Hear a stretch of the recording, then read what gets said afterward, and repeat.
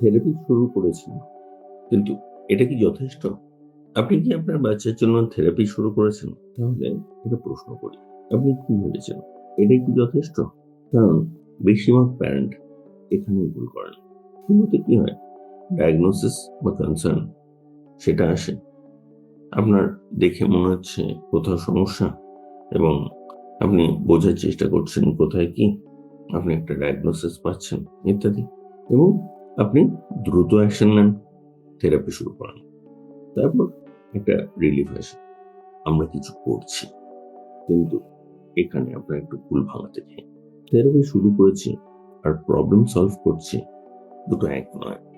এখানে আপনি নিজেও জানেন না একটা বীভৎস ইলিউশনে আপনি পা দিয়েছেন। থেরাপি গুরুত্বপূর্ণ, কিন্তু একটা জিনিস বুঝুন, থেরাপি সাপোর্ট, সিস্টেমটা সলিউশন। আপনি যদি ভাবেন আমি থেরাপি দিচ্ছি সব ঠিক হয়ে যাবে, তাহলে আপনি পুরো পিকচারটা মিস করছেন। একটা জিনিস বুঝতে হবে, থেরাপি একা কখনো যথেষ্ট হতে পারে না। আপনি একটা বাচ্চাকে যখন থেরাপির জন্য নিয়ে যাচ্ছেন, কতক্ষণের জন্য নিচ্ছেন? সারাদিনের মধ্যে 1 ঘন্টা, 2 ঘন্টা, সপ্তাহে কয়েক ঘন্টা? আমাকে বলুন যে এই 1-2 ঘন্টা কাজ করে আপনি পুরো আউটকাম পেতে পারেন? আপনার বাড়িতে পুরোটা সময় বাচ্চা কি করছে, সেখানে কিভাবে সাপোর্ট করতে হবে সেটার ক্ল্যারিটি আছে তো? এবং সেটা যদি না থাকে, আপনি 1-2 ঘন্টার আউটপুটে বাচ্চাকে ভালো করার কথা ভাবছেন। এটা কি প্র্যাকটিক্যাল? ভাবুন তো। যদি আমি কন্টিনিউটি নিয়ে প্রশ্ন তুলি, দেখুন ওখানে নানা রকম জিনিস শেখানো হচ্ছে, কিন্তু বাকি সময়টা, বাকি সময় যদি ও যা শিখলো সেটা ব্যবহার না হয় এবং বাকিটা সময় যদি ওকে প্রপারলি সাপোর্ট না করা হয়, তাহলে কি করা হবে? আপনি নিজেই বলুন। এবং আরেকটা প্রবলেম খেয়াল করে দেখুন, পুরো মডেলটায় প্যারেন্ট প্যাসিভ হয়ে যাচ্ছে। আপনি মূক দর্শক হয়ে থাকছেন এবং আপনার কাজ ওরা কয়েকটা টেকনিক ফলো করতে বললে সেটা করা। কিন্তু বাড়িতে নরমাল সিচুয়েশনে কি করবেন, আপনার কাছে কি ক্ল্যারিটি আছে?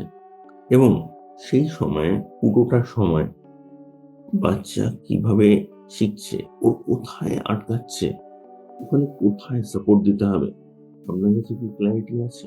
এবং সেখানে আপনি যদি প্যাসিভ হয়ে বসে থাকেন, আপনার তো অ্যাকচুয়ালি খুব গুরুত্বপূর্ণ একটা রোল প্লে করার কথা ছিল। সেটা কি হলো? একবার ভাবুন। ধরুন আপনি টিউশন নিলেন, কিন্তু বাচ্চা বাড়িতে পড়লো না। কি মনে হয় রেজাল্ট কি হবে? ভালো রেজাল্ট হবে? লিমিটেড একটা কিছু রেজাল্ট আসবে। তাহলে আগে বুঝুন যে থেরাপিটা শুরু, শেষ না। এবং পুরোনো ভাবনা ছিল যে থেরাপি করছি, ঠিক আছে। আজ বলছি যে থেরাপি ছাড়াও আপনার বাড়ির পুরো সিস্টেম আপগ্রেড করার ব্যাপার আছে এবং এটা পুরোটা একটা ইন্টিগ্রেটেড প্রসেসে আনতে হবে, যেখানে বাচ্চা কি করছে, বাচ্চা কি চাইছে এবং সেটার মাধ্যমে আপনি কাজ করে বাড়িতে পুরোটা সময় বাচ্চার সাথে অ্যালাইন করে এগিয়ে কিভাবে আসল প্রোগ্রেস আনতে পারেন। দেখুন, থেরাপিস্ট গাইড করে কিন্তু প্যারেন্ট বিল্ড করে। আপনি যদি ইনভলভ না হন, প্রোগ্রেস স্লো হবে। তাহলে একটা সিস্টেম ছাড়া যদি থেরাপি করেন, পার্শিয়াল প্রোগ্রেস হবে। তাহলে আপনি কি করবেন? আপাতত সেশন অবজার্ভ করুন, বাড়িতে অ্যাপ্লাই করুন, ডেইলি রুটিন অ্যালাইন করুন। এটুকু বলতে পারি, আজ আমরা পুরো সিস্টেমটা পাল্টে ফেলেছি। আজ কিন্তু আমরা বাচ্চার সাথে কিভাবে অ্যালাইন করবেন, বাচ্চার জগতে কিভাবে যাবেন এবং বাচ্চাকে কিভাবে সাপোর্ট করবেন, এটাতে গেছি। সুতরাং যদি আপনি এক্সিস্টিং সিস্টেমেই থাকেন, অন্তত সেশনগুলো অবজার্ভ করুন, স্কিলগুলো বাড়িতে অ্যাপ্লাই করুন। এর থেকে বেশি আমার কিছু বলার নেই। আমি এটুকু বলতে পারি, যদি সেটুকুও করেন আপনি গেইন করবেন। কিন্তু যেটা অ্যাকচুয়াল প্রয়োজন সেটা হচ্ছে বাচ্চাকে বোঝা।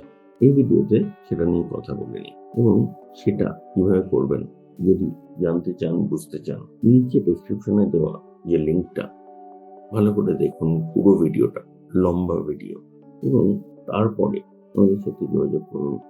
আমরা আপনাকে হেল্প করতে চাই। যদি আপনি থেরাপিতে দিয়েও থাকেন, আপনি একটা বড় স্টেপ নিয়েছেন, এবার নেক্সট লেভেলে যেতে হবে। তার মানে থেরাপি শুরু করা ভালো, পুরো সিস্টেমটা কমপ্লিট করা বেটার।